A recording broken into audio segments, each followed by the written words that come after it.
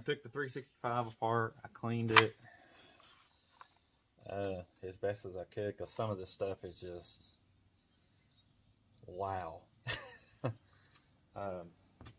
But I got it to here, and what I want to do is I want to clean this cylinder up a little bit better, get some of this crap off of it, basically.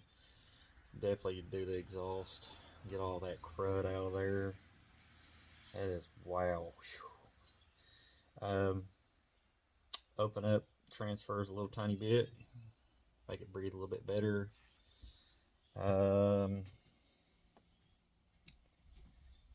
And I think I'll go from there. But just checking out the cylinder, looking at what I can do and what I can't do.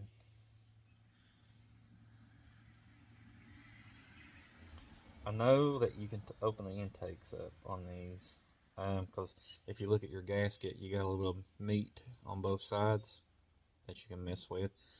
I don't know if a lot of porters mess with the exhaust side, but that's a question I have for a couple of you guys out there that port. So yeah. But it looks pretty good. It's cleaner than what it was. I promise. It was nasty. Man, that thing was nasty. But I've got some other parts that I'm gonna throw on it. I know they're aftermarket. They're not OEM, but you know what can you do when you're on a budget, right? I still have my carburetor, a big high top air filter, so I can go from there. I know those are small boots. See, look here, small boot. Don't fit on that cylinder. Whoever out there says you can do that, you're wrong, because it's a different boot. But yeah, I could pull that 372 cylinder off and piston and put it in there, but I'm not going to do that. I want to build a 365. So I'm going to start some grinding on this thing and go from there, and I'll be back in a little bit. Yep, I got my grinding done. Deleting the base gasket.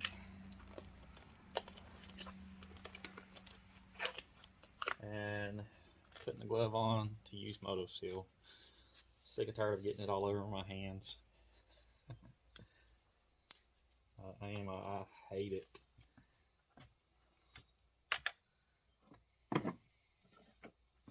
I mean, this is some. Actually, I'm gonna wear another glove.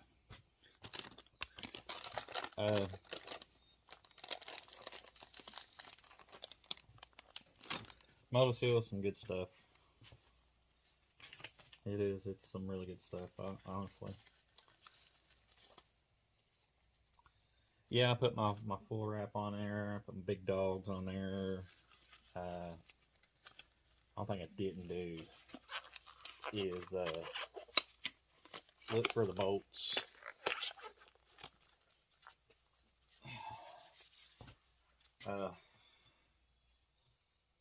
I didn't look for the bolts for the top cover, because this one is the original. This one's the aftermarket top.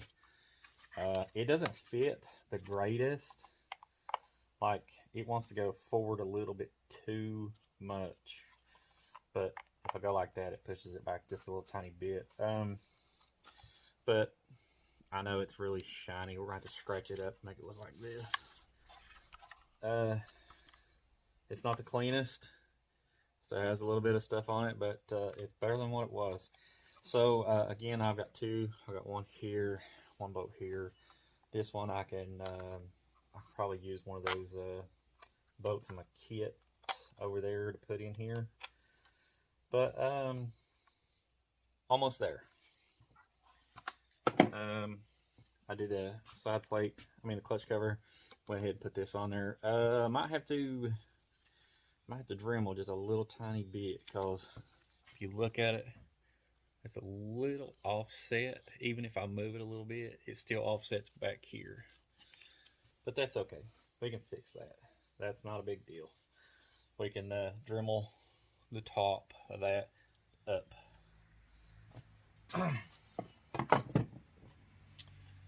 So you guys can see what I'm working with here.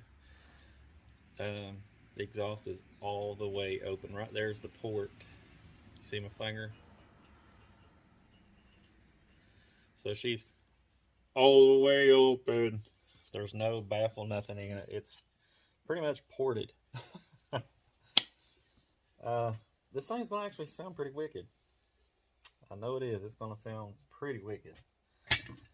One thing that I don't have is the intake boot. The intake boot is different. This is an X-Torque for a 372, and if you look, this is the older cylinder style, so I'm gonna have to get the smaller boot. I'm gonna have to look for one, which is not a I don't think it's gonna be really that hard to find one.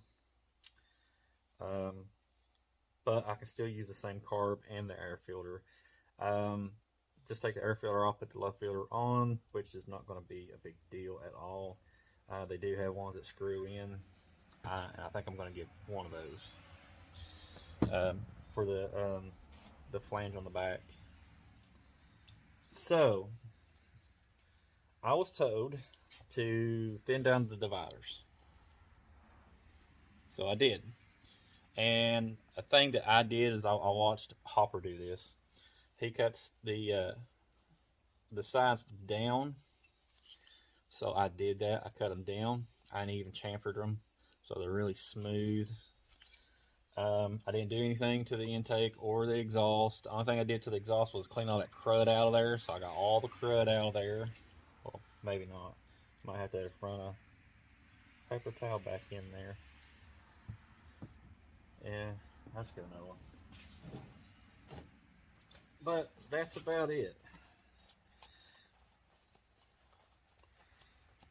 It's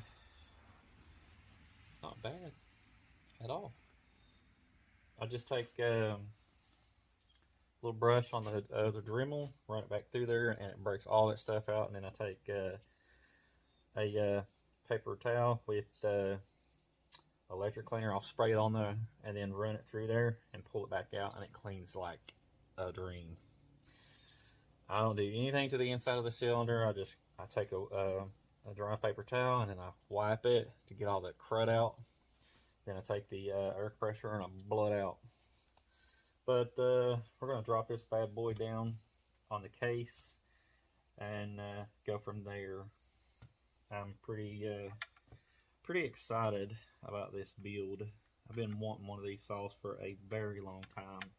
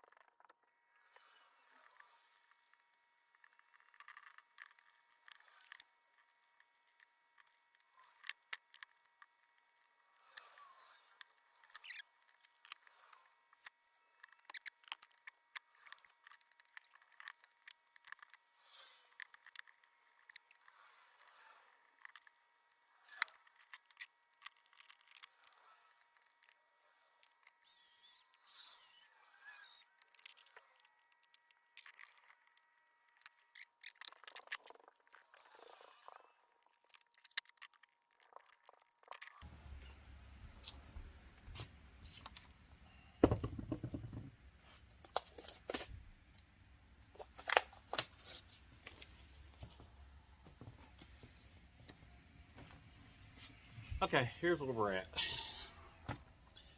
Yeah, I know the colors don't match, but check it out. It's there almost. So, all thing I need to do now is get me an intake boot.